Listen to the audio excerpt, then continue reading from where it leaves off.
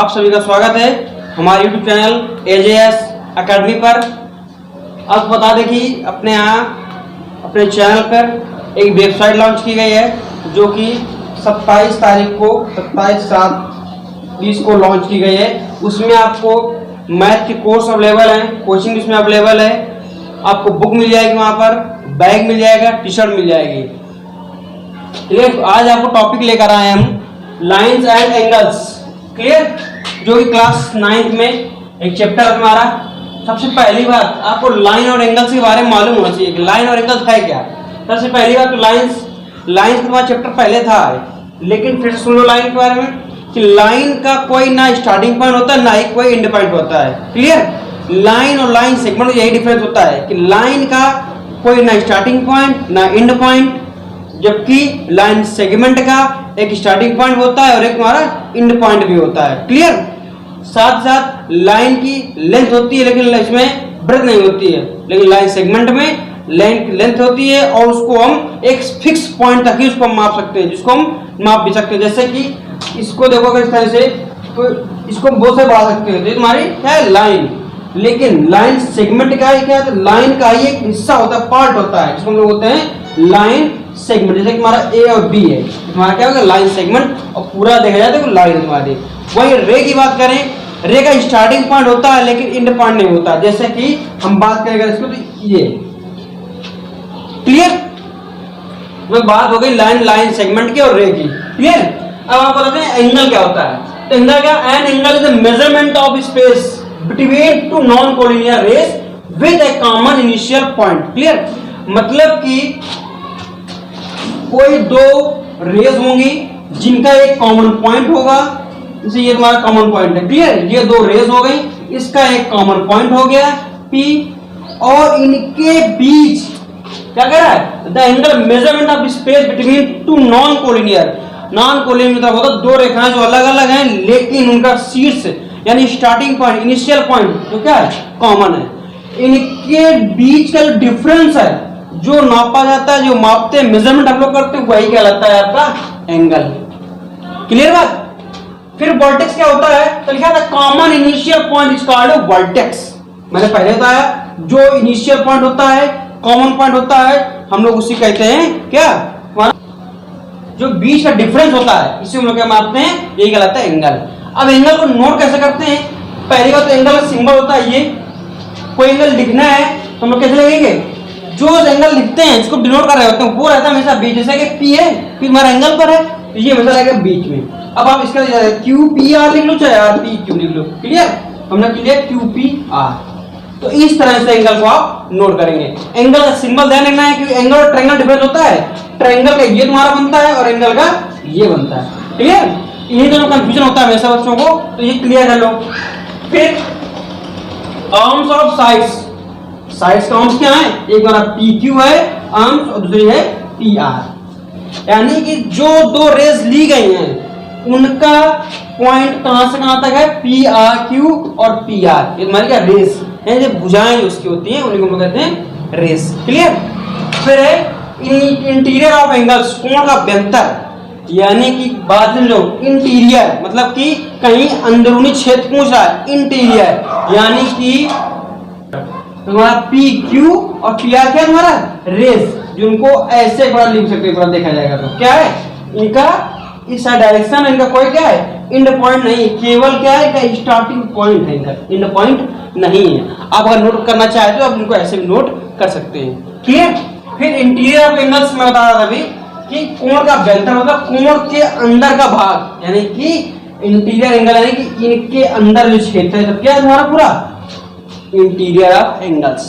वही बात करें एक्सटीरियर ऑफ एंगल्स, तो दिए गए एंगल के बाहर का हिस्सा क्या कहलाता है, एक्सटीरियर ऑफ एंगल। जैसे कह दिया जाए कि इंटीरियर ऑफ एंगल के अंदर पॉइंट कौन कौन से हैं, मतलब जैसे कि मैंने यहाँ पे दे दिया इस तरह से STUV, तो क्या है ये जो पॉइंट है वो इंटीरियर ऑफ एंगल्स हैं। बात अगर करें Z दे दें, यहाँ पर A दे दें, B, देखिए यहाँ सब एक्सटीरियर ऑफ एंगल्स हैं। क्लियर। यानी कि एक्सटीरियर और इंटीरियर डिफरेंस क्या होता है, इंटीरियर अंदर का हिस्सा, एक्सटीरियर बाहर का हिस्सा होता है। क्लियर। इसका होता है कॉन्जुगेंट एंगल, सर्वांग समकोण, जिनके क्या हो, जिनके एंगल का मेजरमेंट क्या हो, समान हो। वो कहलाते हैं कॉन्जुगेंट ऑफ एंगल्स। जैसे कि अगर हम बात करें आपसे, यहाँ पर दो कोई एंगल बना दें आपके पास सामने, तो ये मैंने दो एंगल आपको सामने बना दिए, QPR और TSU या UST, दोनों के एंगल कितने 60-60 के हैं। 60-60 के हैं दोनों, कैसे हैं तुम्हारे कॉन्ग्रुएंट एंगल्स, क्योंकि इनका मेजरमेंट कैसा है, दोनों का समान है। क्लियर। सर्वांगसम का साइन भी मालूम होगा आपको, इस तरह से साइन मिलता है सर्वांगसम का। क्लियर। इक्वल होता है, सर्वांगसम भी होता है और इक्वल भी होते हैं, इसलिए ऐसे पूरा बनाया जाता है सर्वांगसम का। इक्वल भी होते हैं क्योंकि इक्वल भी है, और सर्वांगसम समान बुझा के समान। क्लियर। अगला है टाइप्स ऑफ एंगल्स, कोण के प्रकार। ये तो आपको मालूम होना चाहिए क्योंकि आपको बेसिक से पढ़ाया था। जीरो एंगल, फिर acute angle, right angle, obtuse angle, straight angle, reflex angle, इसके बाद आता है कंप्लीट एंगल। एक्यूट एंगल क्या होता है, an angle whose measurement is less than 90, यानी कि जिस एंगल की माप 90 से कम हो और 0 से ज्यादा हो, वो क्या तुम्हारा कहलाता है, एक्यूट एंगल। क्लियर। ध्यान रखना कि 0 से बड़ा हो और 90 से क्या हो, छोटा हो, that is called acute angle. Clear. इसके बाद right angle, an angle whose measure is 90 degree, यानी जो एंगल 90 डिग्री होगा वो क्या कहलाएगा, राइट एंगल। क्लियर।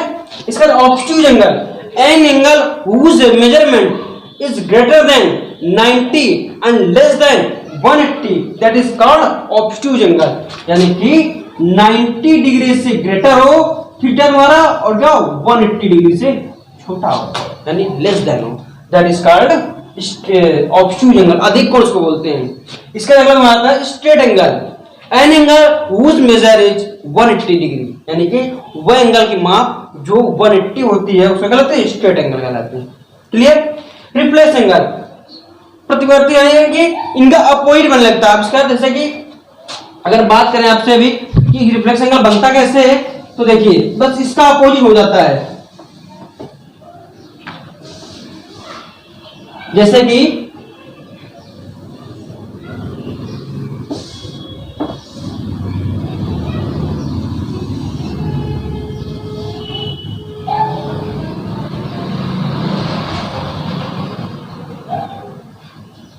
ये देखिए, यानी कि क्या हो, स्ट्रेट के बाद नीचे इससे बनने लगते हैं एंगल जाके, उनको हम लोग क्या कहते हैं, रिफ्लेक्स एंगल, प्रतिवर्ती एंगल।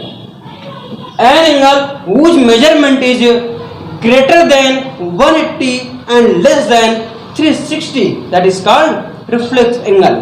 क्लियर।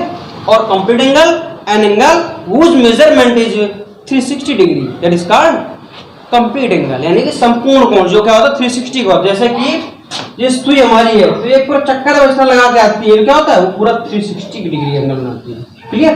जैसे कि कोई हमारी वॉच है 12 से स्टार्ट होती है 12 तक ही पहुंच जाती है, जब पूरा चक्कर लगा लेगी क्या होता है वो 360 डिग्री एंगल पूरा घूम चुकी होती है। क्लियर। आगे फिर हमारा है इसके बाद थोड़ा सा कॉम्प्लीमेंट्री एंगल। कॉम्प्लीमेंट्री एंगल मतलब होता है क्या लगा, पूरा कोण, यानी कि किन्हीं दो एंगल का सम जब 90 डिग्री होता है उसको हम लोग बोलते हैं कॉम्प्लीमेंट्री एंगल, और वो दोनों दूसरे के कॉम्प्लीमेंट्री होंगे। जैसे कि 60 + 30 = 90, तो 60 का कॉम्प्लीमेंट्री 30 होगा, 30 कॉम्प्लीमेंट्री 60 होगा, इसको हम लोग कहते हैं कॉम्प्लीमेंट्री एंगल, यानी किन्हीं दो एंगल का सम जो होगा वो कितना हो 90 डिग्री होगा। ठीक इसी प्रकार सप्लीमेंट्री एंगल, उसको बोलते हैं संपूरक कोण, जिन एंगलों का सम 180 डिग्री हो, यानी किन्हीं दो एंगलों का सम 180 डिग्री होगा वो कहलाएगा तुम्हारा संपूरक कोण, जो कि एक दूसरे के संपूरक होते हैं। जैसे कि हम कहते हैं कि 60 और 120 का सम कितना होगा 180। अगर पूछे 60 का सप्लीमेंट्री एंगल क्या होगा तो 120 होगा, और 120 का सप्लीमेंट्री पूछे तो कौन होगा 60 होगा। क्लियर बात। तो तुमको अगर कोई पूरी बात समझ आ जाएगी तो पूरा चैप्टर आप अपने मन से आप कर डालोगे, कुछ भी बताना नहीं पड़ेगा इसमें। फिर आपका एडजेसेंट एंगल्स, आसन्न कोण, यानी कि जिनका वर्टेक्स यानी इनिशियल पॉइंट कॉमन हो, एक साइड कॉमन हो, वो क्या कहलाते हैं हमारे एडजेसेंट एंगल। जैसे कि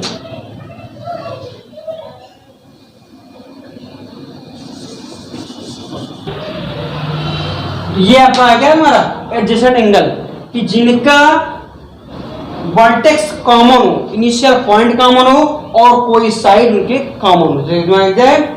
जो रे तुम्हारा पी आर रे क्या है, कॉमन है, इनिशियल पॉइंट पी तुम्हारा कॉमन है और ये दोनों एंगल कैसे हो जाएंगे, एडजेसेंट एंगल हो जाएंगे। क्लियर। इसके बाद आपका नंबर आता है लीनियर पेयर, रैखिक युग्म, यानी कि इन्हीं दो एंगलों का सम कितना हो, 180 हो, जैसे इस तरह से बना हुआ है।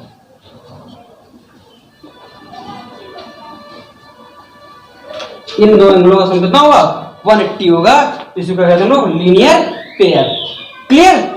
इसके बाद आपका नंबर आता है वर्टिकली अपोजिट। वर्टिकली अपोजिट, इसका नाम से समझ में आता है वर्टिकली हो, अपोजिट हो और एंगल हो, और नियम लगा है शीर्षाभिमुख कोण, जो कि क्या होते हैं हमेशा आपस में इक्वल। वर्टिकली अपोजिट एंगल्स, इनका सीधे से नाम समझ आता है वर्टिकली, यानी कि क्या हो, शीर्षाभिमुख। शीर्ष वर्टिकली शीर्ष होता है, शीर्ष और अपोजिट यानी दूसरे के सम्मुख हो, और एंगल क्या हो, कोण, यानी कि एक दूसरे के जो अपोजिट एंगल होते हैं वैसा क्या होता है आपस में इक्वल होते हैं। जैसे कि कैसे पता चलेगा, जैसे हमारी ये दो लाइंस हैं,